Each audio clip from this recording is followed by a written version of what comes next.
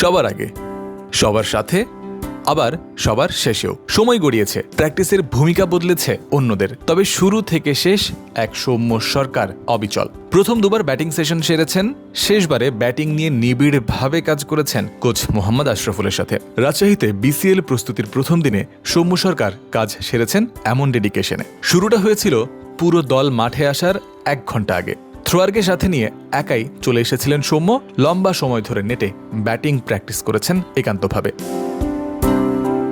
Coach Mohammad আশরাফুলের নেতৃত্বে পুরো দল এসেছে মাঠে। তখন বেলা 3টা। এবার দলগত পরিকল্পনা নিয়ে আরেকবার শুরু নেট সেশন। সাউথ জোনের হয়ে বিসিএল এ বড় দায়িত্ব সৌম্যর ওপর। ইনিংস গোড়াপত্তনের কাজটা সহজ নয় মোটেই, তবে ওয়ানডে ফরম্যাটেই সৌম্যর রেকর্ড সবচেয়ে ভালো, সে কথাও মিথ্যে নয়। বিসিএলেও ভালো করবেন, দলের দিক থেকে ওই আশা তাই করাই যায়।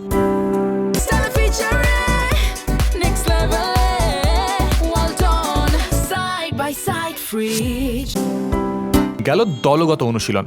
সাউথ জোনের আফিফ হোসেন, মেহেদি মিরাজ সহ অন্যরা ভাগে ভাগে নেট সেশন করে চলেছেন। সৌম্য সরকার তখন চলে গেছেন মাঠের অন্য প্রান্তে জাতীয় দলের ব্যাটিং কোচ মোহাম্মদ আশরাফুলকে সঙ্গে নিয়ে আরও নিবিড়ভাবে কাজ করতে।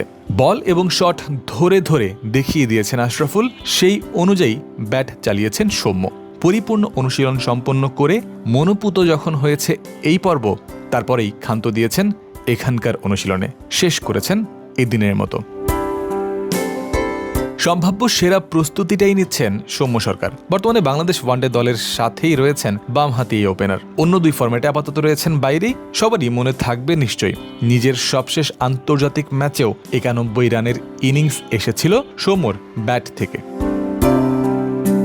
বিসিএল দিয়ে ওয়ানডে বিশ্বকাপের প্রস্তুতি আর আবহে ঢুকে পড়েছে বাংলাদেশ। যদিও ওই টুর্নামেন্ট এখনও প্রায় বছর 1.5 পরে, তবে এখন থেকেই মানসিক প্রস্তুতির জায়গাটাও আছে। সেই ক্ষেত্রে এমন নিবেদিত অনুশীলন নিশ্চয়ই যে কাউকে এগিয়ে রাখবে। রাজশাহী বিভাগীয় স্টেডিয়াম থেকে জয়ন্ত বিন্দু, ক্রিক ফ্রেন্সি।